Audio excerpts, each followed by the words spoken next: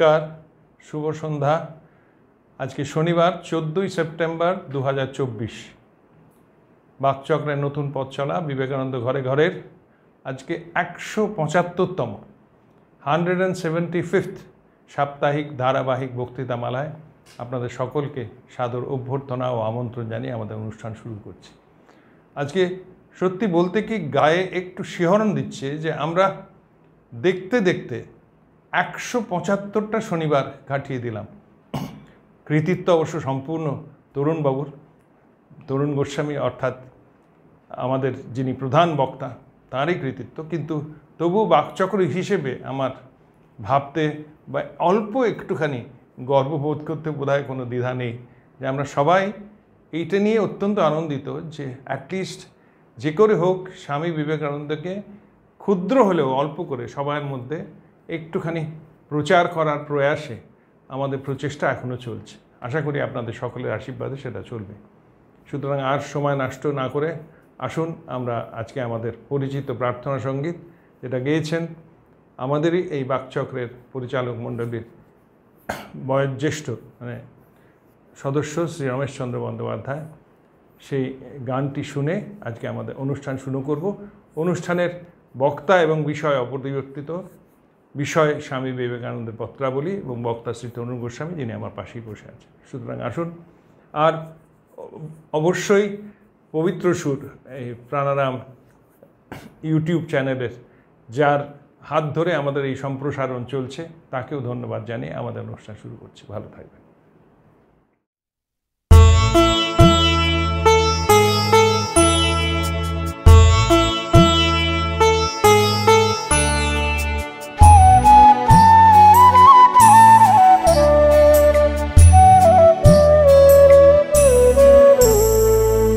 তোমারে করিয়াছি জীবনের ধ্রুবতারা, এ সমুদ্রে আরো কবু হব না গো পথহারা। তোমারে করিয়াছি জীবনের ধ্রুবতারা।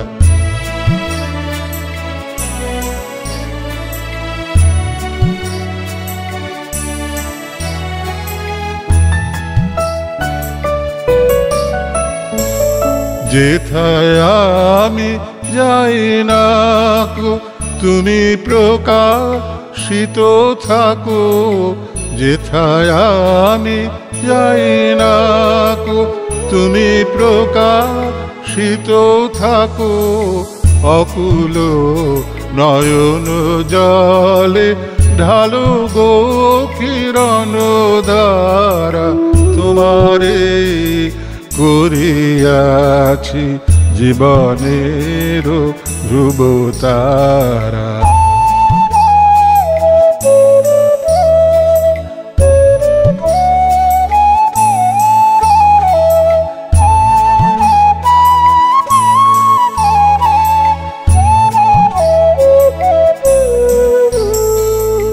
তব মুখ সদা মনে জাগিতেছে সঙ্গপানে, তিলেকো অন্তর হলে নাহিরি কুল কিনারা।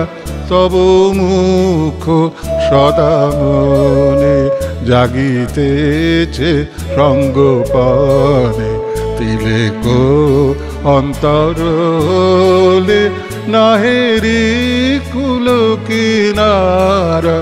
কখনো বিপথে যদি ভ্রমিতে চায় হৃদি, কখনো বিপথে যদি ভ্রমিতে চায় হৃদি, অমনীয় মুখ হেরি শরমে যে হয় সারা। তোমারে করিয়াছি জীবনের ধ্রুবতারা, এ সমুদ্রে আরো কবু হব না গো পথহারা। তোমারে করিয়াছি আছি জীবনেরও ধ্রুব তারা।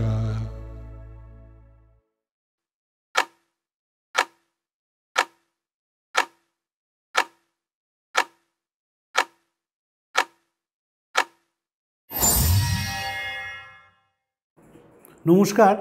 আজকে আমরা যে চিঠি নিয়ে আলোচনা করব এটাই হবে আমাদের 1895 সালের স্বামীজির লেখা শেষ চিঠি। এবার আমরা 96তে চলে যাব।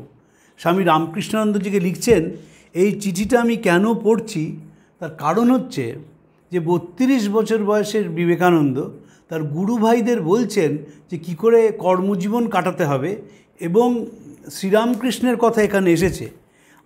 আমি যখন ছোট থেকে বড় হচ্ছিলাম, যখন বিবেকানন্দ চর্চা শুরু করি, তখন আমাকে যারা স্বামীজি ছিলেন এবং শঙ্করী প্রসাদ বসু, তিনি একটা কথা মাথায় ঢুকিয়ে দিয়েছিলেন যে শ্রীরামকৃষ্ণকে যদি বুঝতে হয় তাহলে স্বামীজি ছাড়া কোনো উপায় নেই। স্বামীজির গুরুভাই শিষ্য ছিলেন স্বামী আত্মানন্দজি। তাকে যদি কেউ জিজ্ঞেস করতো, তিনি গৃহীদের জিজ্ঞেস করতেন যে কী করেন অফিস থেকে এসে, তাহলে বলতেন জপ ধ্যান করি, তারপর কথামৃত পড়ি। তিনি খড়ম নিয়ে তাড়া করতেন যে কথামৃতর কী বোঝেন, আগে বেদের ভাষ্য বুঝুন, তারপর বেদ পড়বেন।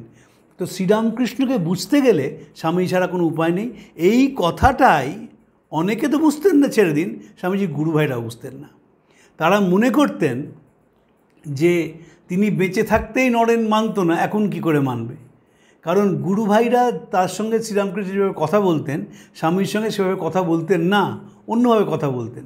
সবচেয়ে বেশি ভালোবাসতেন শ্রীরামকৃষ্ণ স্বামীজিকে, এবং শ্রীরামকৃষ্ণ জানতেন যে স্বামীজির ভেতরে কী শক্তি আছে, তাই জন্য সবসময় আদর খাতির করে রাখতেন। এই নিয়ে বহু লোকের বহু উষ্মা ছিল। আমি সেই উষ্মাগুলো আর এখানে বলতে চাই না। যারা গবেষক তারা খুঁজে খুঁজে বের করবেন, আমি আর বলে কেন বাড়াবাতে চাই দিই। কিন্তু বিবেকানন্দ ছিলেন, তিনি ঠাকুরকে বুঝেছিলেন, এবং ঠাকুর মানে যে মূলত সেবা কাজ, ঠাকুর মানে যে সর্বজীবে প্রেম, এইটি স্বামীজি ছাড়া কেউ সেভাবে বোঝেননি। এবং যত দিন গেছে, যখন বিদেশে পৌঁছেছেন, তখন ঠাকুরের প্রতি টান স্বামীজির আরও বেড়ে গেছে। এবং তিনিই প্রথম মানুষ যিনি মনে করেছিলেন যে ঠাকুরকে আন্তর্জাতিক করা প্রয়োজন। আমরা এই চিঠিতে আলোচনা করব, তাই জন্য এই চিঠিটা আজকে আমি বেছে নিয়েছি।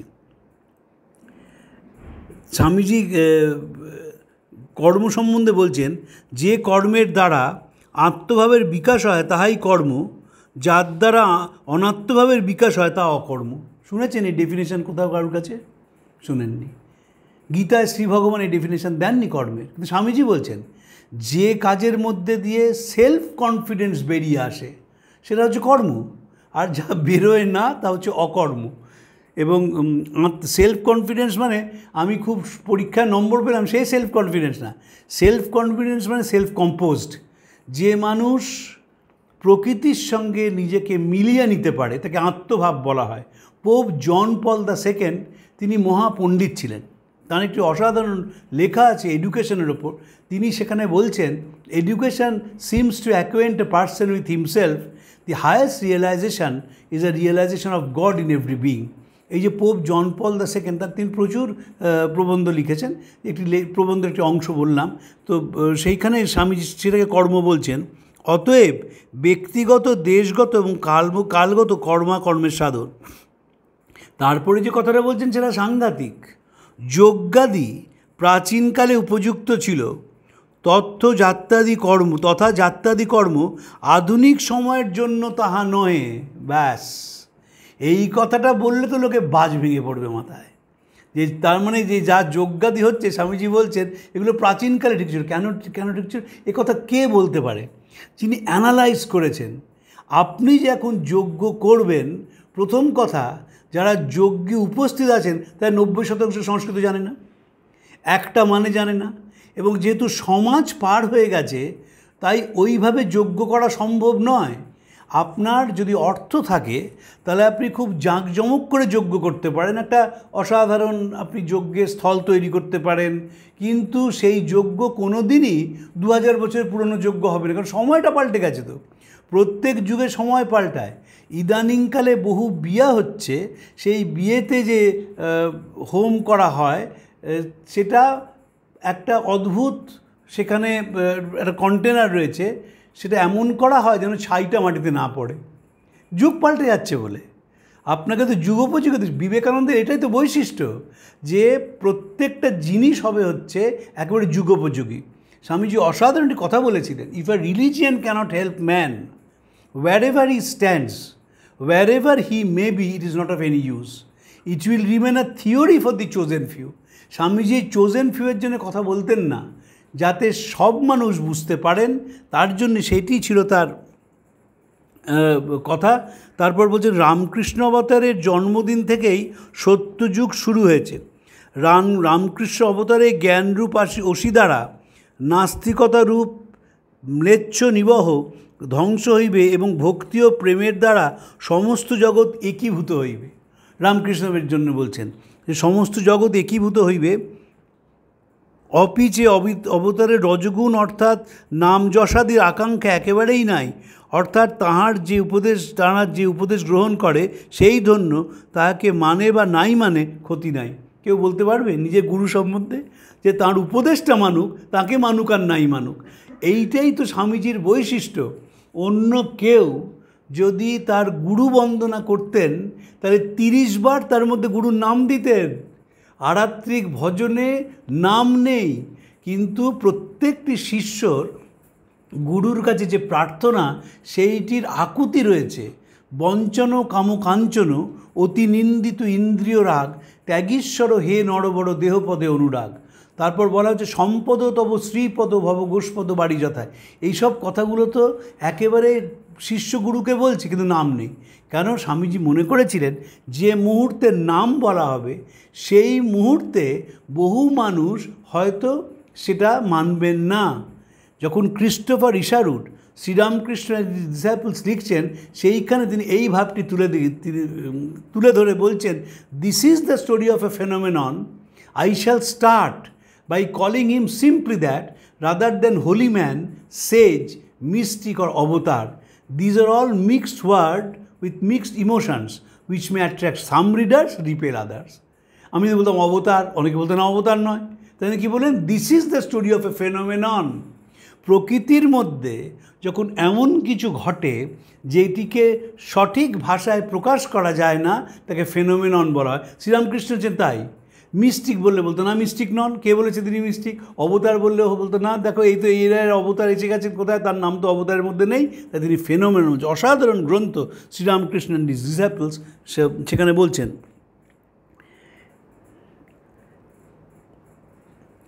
প্রাচীনকালে বা আধুনিককালে সাম্প্রদায়িকেরা ভুল করে নাই, they have done well but they must do better. অতএব সকলকে যেখানে তাহারা আছে সেইখানেই গ্রহণ করিতে হইবে, অর্থাৎ কাহারও ভাবে ব্যাঘাত না করিয়া উচ্চতর ভাবে লইয়া যাইতে হইবে। তথা সামাজিক অবস্থার মধ্যে যাহা আছে তাহা উত্তম, কিন্তু উৎকৃষ্টতম করিতে হইবে। মানুষ যেখানে আছে সেখান থেকে তাকে গ্রহণ করা খুব কঠিন। যখনই কারোর কাছে যাওয়া হয়, বিশেষ করে তিনি যদি ধর্মপথের হন, তিনি প্রথমেই ডুজ অ্যান্ড ডোন্টস দিয়ে দেন, এইটা পালন করবে, এটা বর্জন করবে। কিন্তু মানুষ যেভাবে দাঁড়িয়ে আছে তাকে ঠিক সেইভাবে গ্রহণ করা, সেটি শ্রীরামকৃষ্ণ করে দেখিয়ে দিয়ে গেছেন। ধরুন গিরিশচন্দ্র ঘোষ অন্য কোনো গুরুর কাছে গেলে তারা তাকে ত্রিসীমানায় ঢুকতে দিতেন না, বলতেন দেখো বাবা তুমি থিয়েটার করো, আমি জানি না যে তুমি মদ্যপান করো কিনা, কিন্তু লোকে বলে তুমি মদ্যপান করো, এবং আমি এও জানি না যে তুমি কুপাড়ায় যাও কিনা, কিন্তু লোকে বলে তুমি যাও, অতএব তোমাকে আমি গ্রহণ করব না। তুমি যদি আমার কাছে আসো তাহলে এইগুলো ত্যাগ করে আসতে হবে। এই যে নেগেটিভ রিলিজিয়ন, এটার জন্য বহু মানুষ সরে যায়। তাই জন্য যে যেখানে আছে তাকে সেইখান থেকে গ্রহণ করতে হবে। শ্রীজাত জগতের কল্যাণে শ্রীজাতির অভ্যুদয় না হইলে সম্ভাবনা নাই। এক পক্ষে পক্ষীর উত্থান সম্ভব নয়। সেই জন্যই রামকৃষ্ণবতারে শ্রীগুরু গ্রহণ, সেই জন্যই নারীভাব সাধন, সেই জন্যই মাতৃভাব প্রচার।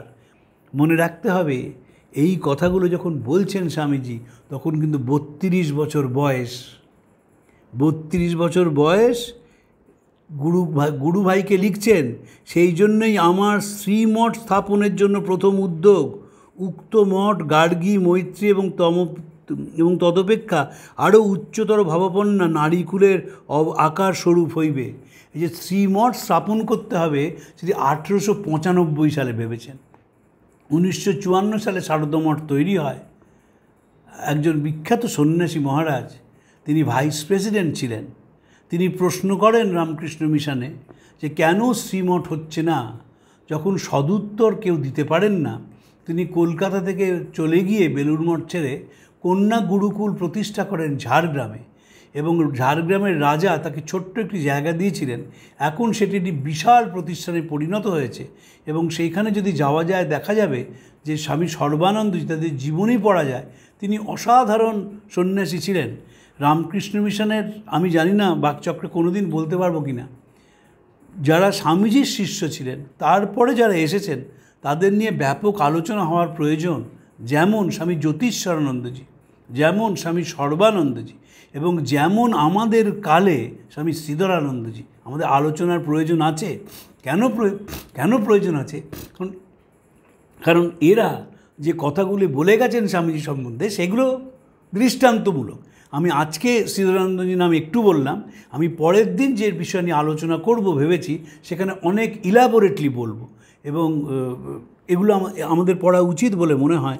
চালাকি দ্বারা কোনো মহৎ কার্য হয় না, প্রেম, সত্যানুরাগ এবং মহাবীর্যের সহায়তায় সকল কার্য সম্পন্ন হয়।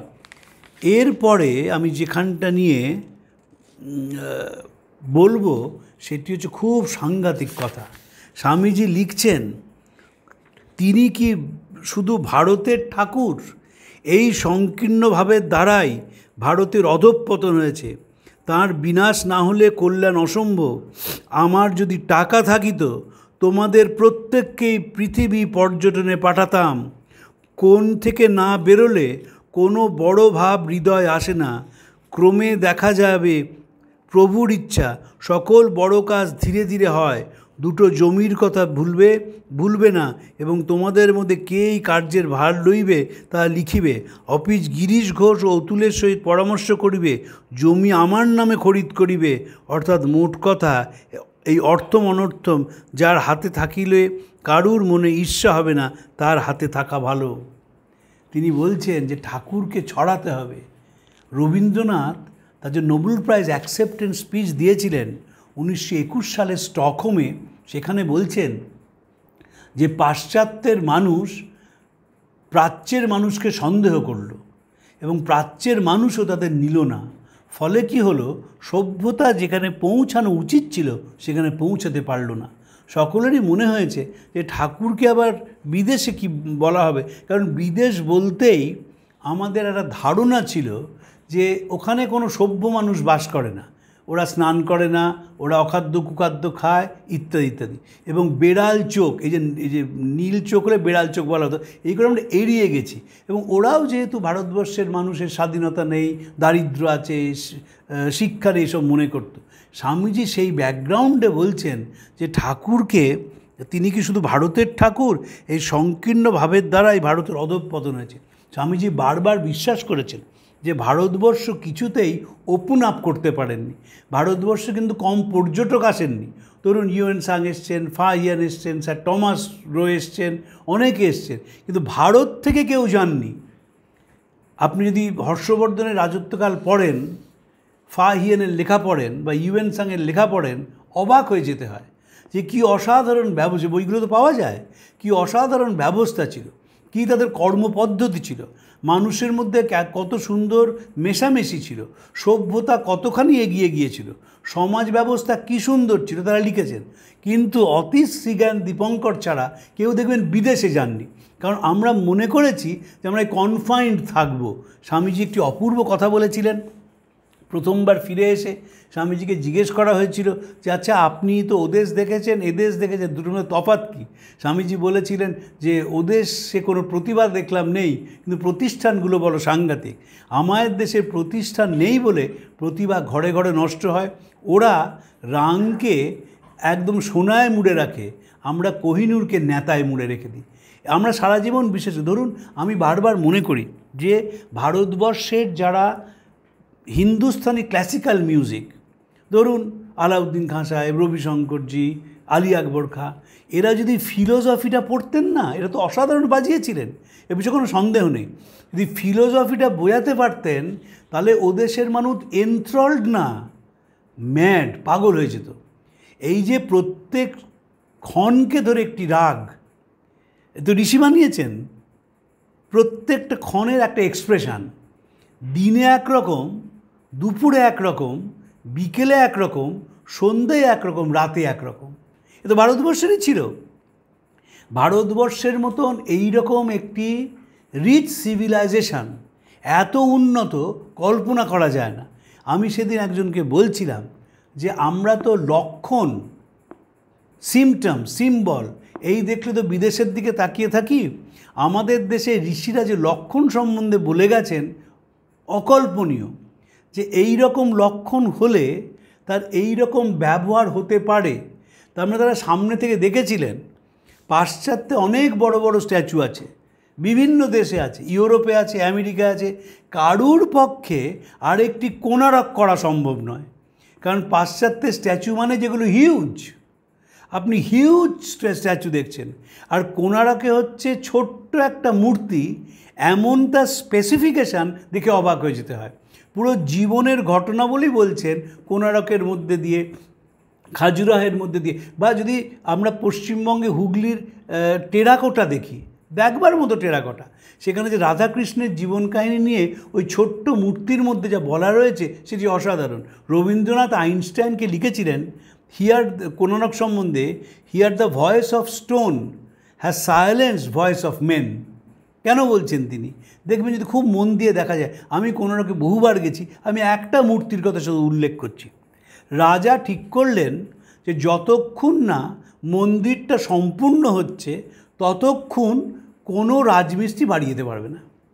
তো একজন ভদ্রমহিলা, তিনি তার বাচ্চাকে নিয়ে স্বামীর জন্য অপেক্ষা করছেন। পাশাপাশি দুটো মূর্তি আছে। একটি মূর্তি হচ্ছে সংবাদ এসেছে যে স্বামী আসছেন, তার এক মুখ, তার মুখটা একরকম, এই মূর্তিটা নষ্ট হয়নি, তার মুখটা একরকম। আর তারপরেই সংবাদ এসছে যে 12 বছর হয়ে গেলেও স্বামী আসছেন না, তার মুখটা আলাদা। পাথরে তো, ফটোগ্রাফ নয়, পেন্টিং নয়, অন স্টোন, পাথরের মধ্যে। তো এই ভারতবর্ষ, এর কথা কেউ জানলো না, বিদেশে পৌঁছলো না। ম্যাক্স মিউলার, পল ডয়সন থেকে শুরু করে তারা যেমন ভারতবর্ষের কথা বললেন, কিন্তু এদেশ থেকে তো কেউ গেল না। আর মেকলের শিক্ষার পরে যারা গেল তারা পরানুকরণে বিশ্বাস করতে শুরু করলো। ফলে এই দেশের যে বৈশিষ্ট্য, এই দেশের যে সৌন্দর্য, সে তো কেউ জানলো না। স্বামীজি ও দেশের বুকে দাঁড়িয়ে বললেন যে প্রযুক্তিতে ওরা চিরকাল আমাদের গুরু থাকবে, আর আধ্যাত্মিকতা আমরা ওদের গুরু হব। আধ্যাত্মিকতা যে আমরা গুরু হব, সেটা কি পরাধীন দেশে বলা সম্ভব নাকি? 1895 সাল স্বামীজি তখন ইংল্যান্ডে, সেই ইংল্যান্ডে দাঁড়িয়ে একটি লোক বলছে যে রামকৃষ্ণদেবকে আন্তর্জাতিক করতে হবে, কারণ তিনি বুঝেছিলেন যে শ্রীরামকৃষ্ণের মানুষের প্রতি যে নিঃস্বার্থ ভালোবাসা, এই নিঃস্বার্থ ভালোবাসা যদি পৃথিবীতে না আসে তাহলে পৃথিবী বাঁচবে না। দেখুন, স্বামী যখন কথাটা বলছেন যে আগামী দিনে সব ধর্মের ওপর লেখা হবে, বিবাদ নয় সহায়তা, বিনাশ নয় পরস্পরের ভাবগ্রহণ, মতবিরোধ নয় ঐকতান ও শান্তি, সেটা তো শ্রীরামকৃষ্ণেরই বিখ্যাত মত। একটা বিরাট পুকুর থেকে কেউ, সবাই জল তুলছে, কেউ বলছে জল, কেউ বলছে পানি, কেউ বলছে ওয়াটার, কেউ বলছে অ্যাকোয়া। এইটা যে দেখেছিলেন শ্রীরামকৃষ্ণ, এর থেকে তো কি সাংঘাতিক কথা। এবং এইটি দেখার মধ্যে তিনি দেখেছিলেন যে মানুষের ভেতরে তার যে ভাব, সেটাই বারবার জীবনে প্রতিফলিত হয়। শ্রীরামকৃষ্ণ বলছেন, যখন বাড়িতে মাছ আসে তখন মা কার পেটে কি সয়, কার কি রোচে, সেই অনুযায়ী মাছ রান্না করেন। কেউ টক, কেউ ঝাল, কেউ অম্বল, কেউ ভাজা ইত্যাদি। কেউ, কোনো মানুষ, ভারতবর্ষের কোনো ঋষি এই যে variation of mind, variation of thought process এইভাবে বলতে পেরেছেন? ঠাকুর বলতে পেরেছিলেন। কেন বলতে পেরেছিলেন? ঠাকুরের সঙ্গে সকলের পার্থক্য হচ্ছে তিনি জীবনের সঙ্গে মিলিয়ে জীবন থেকে তার দর্শন তৈরি করেছিলেন এবং সেই জীবনের দর্শনটি তিনি মানুষের কাছে তুলে ধরেছেন। আমি বারবার কথামৃত পড়ি, অনেক খুব ছোটো বয়স থেকেই পড়ছি কথামৃত। আমার পিসেমশাই ছিলেন, তিনি বিখ্যাত ডাক্তার। আমি যখন ক্লাস 6-এ পড়ি তিনি আমাকে কথামৃত দিয়েছিলেন এবং আমাকে তিনি কথামৃত জিজ্ঞেস করতেন কি মানে বুঝলাম। প্রত্যেকটা পাশে তিনি যেহেতু মহাপণ্ডিত ছিলেন, পেশায় ডাক্তার, কিন্তু এত তার ভারতীয় দর্শন পড়া ছিল, ওই ব্র্যাকেট দিয়ে কোন দর্শন থেকে নেওয়া হয়েছে সেটা তিনি বলতেন। সেই বইগুলো এখনও আমার কাছে আছে, মাঝে মাঝেই পাতা উল্টাই। 1925 সালে কেনা রামকৃষ্ণ কথামৃত। ঠাকুরের বৈশিষ্ট্য ছিল সেটা, যেহেতু জীবন থেকে শিক্ষা তিনি বলছেন। তাই স্বামীজি একে প্রতিষ্ঠা করতে চেয়েছেন বিদেশে, যার মধ্যে কোনো সংকীর্ণতা নেই। যখন স্বামীজি চিঠিতে লিখছেন, আমরা বাকচক্রেই পড়েছি, আপনারা মনে থাকবে, সেই বিখ্যাত চিঠি স্বামীজি বলছেন যে আমার মতো অসাম্প্রদায়িক জগতে বিরল। কে করে দিলেন? ঠাকুর করে দিলেন। একেবারে কোনো রকমের ভেতরে, আমরা প্রায় এ কথাটা বলি কিন্তু কেউ ফলো করি না, যে কোনো ইনহিবিশন থাকবে না। আমরা ইনহিবিশন না থাকাটাকে বুঝি যে আমি ইনহিবিশন নেই মানে আমি নেশা করতে শুরু করলাম, তা নয়। ইনহিবিশন থাকবে না মানে কোনো মেন্টালি কনফাইনমেন্ট থাকবে না। আমি সবাইকে গ্রহণ করতে পারবো। ঠাকুর তো সবাইকে গ্রহণ করেছেন। প্রতাপ হাজরার মতো লোক অন্য কেউ হলে দূর করে দিতেন। তিনি এতটাই এক্সিবিশনিস্ট ছিলেন, তিনি ঘরের মধ্যে একটা বড় বাকছাল রেখে দিয়েছিলেন, যাতে এসে কেউ জিজ্ঞেস করে বাকছালটা কার, ঠাকুর বলবেন ওটা প্রতাপ হাজরার। তখন লোকে জানবে যে বসে ধ্যান করে। এবং প্রতাপ হাজরা সম্বন্ধে শঙ্করীবাবু একটা অসাধারণ মন্তব্য করেছেন, যে কোষ্ঠী পাথর দিয়ে শ্রীরামকৃষ্ণ নরেনকে বিবেকানন্দ করেছিলেন, গিরিশকে ভক্ত ভৈরবে রূপান্তরিত করেছিলেন, সেটা তিনি হাজরাকে দেননি। কারণ হাজরাকে দিলে হাজরা প্রথমে ওটা ঝেড়ে দিত, পরে সেটা বেচে দিত। এই যে অসাধারণ মন্তব্য শঙ্করীবাবুর। তো সে প্রতাপ হাজরাও তো সে শ্রীরামকৃষ্ণের কাছে আসতেন। তিনি শ্রীরামকৃষ্ণকে বলেছিলেন যে দেখো, আমি হচ্ছে একেবারে আমার সত্যগুণ 16 আনার ওপর 18 আনা, আর তোমার 4 আনা এখনও অহংকারী লালচি মারছে। তো ঠাকুর তো মেনেছিলেন সেটা। একদিন একজন এসছেন, একজন চাষি, তিনি এসে শ্রীরামকৃষ্ণের ঘরে গটগট করে জুতো পরে ঢুকে গেছেন। ঢুকে গিয়ে যেখানে ঠাকুরের খাট সেখানে বসে পড়েছেন এবং বসে পড়ে বলছেন যে তুমি আমার জন্য তামাক নিয়ে এসো, যাও তামাক সেজে নিয়ে এসো। ঠাকুর তার জন্য তামাক সেজে নিয়ে এলো। তারপর লোকটি তামাক খেলো, খেয়ে চলে গেলেন। যখন চলে গেলেন, ঘরে যারা উপস্থিত ছিলেন তারা বললেন এটা করলেনটা কি? এই লোকটি এলো, আপনি চেনেন না, জানেন না, গটগট করে জুতো পরে আপনার ঘরে ঢুকে গেল, ঢুকে গিয়ে আপনার খাটে বসলো, আপনাকে হুকুম করলো তামাক নিয়ে আসতে, আপনি হুকুমটা তামিল করলেন এবং তামাকটা তাকে এনে দিলেন হেসে, সে তামাকটা খেয়ে চলে গেল, আপনি কিছু বললেন না? বললেন ওরে শোন, এই যে এলো, এই যে বসলো, সে তো আনন্দ পেয়ে গেল, ওটাই তো সব। এই ভাব যার, এ তো সাংঘাতিক। যদু মল্লিকের বাড়িতে গেছেন শ্রীরামকৃষ্ণ সিংহবাহিনী দেখতে। তো সেই যদু মল্লিক তো বন্ধু বান্ধবদের সঙ্গে বসে গল্প করছেন, তিনি এলেনও না।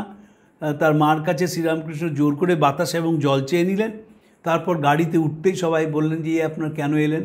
তখন তিনি বললেন যে তোমরা কাকে দেখতে এসছো, যদুকে না সিংহবাহিনীকে?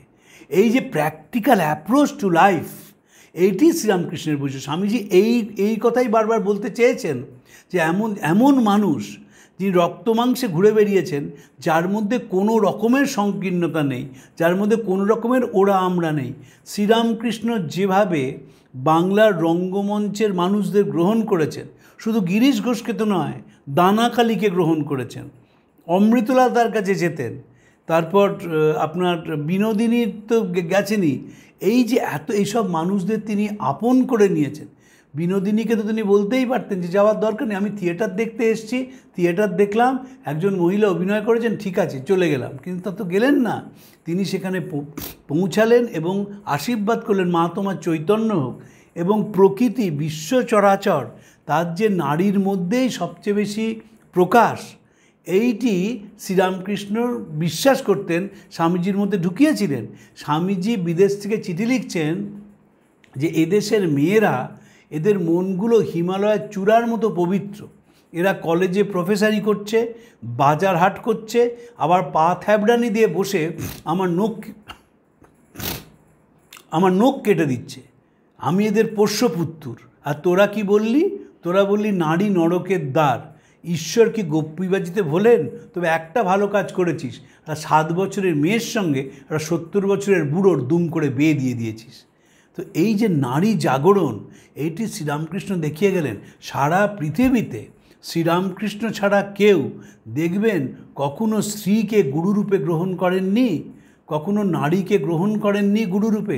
ভৈরবী ব্রাহ্মণী তিনি তো কলকাতায় প্রচার করলেন যে পরমহংসের যা লক্ষণগুলো রয়েছে এর মধ্যেও তাই আছে, অতএব ইনি পরমহংস। এবং ভৈরবী ব্রাহ্মণী তাকে তন্ত্রমতে শিক্ষা দিলেন, তোতাপুরী তাকে বেদান্ত মতে শিক্ষা দিলেন। এই যে বিভিন্ন মতকে গ্রহণ করা, কখনো যিনি শৈব তিনি শাক্তকে মানেন না, যিনি শাক্ত তিনি গানপথকে মানেন না, যিনি গানপথ তিনি বৈষ্ণবকে মানেন না। এবং প্রত্যেকটা গোষ্ঠীর মধ্যে তুমুল সমালোচনা। ঠাকুর কী করলেন? সবাইকে গ্রহণ করলেন। মানুষের মধ্যে যে ইনক্লুসিভনেস আছে মনের মধ্যে, তার জ্বলন্ত উদাহরণ হচ্ছে শ্রীরামকৃষ্ণ।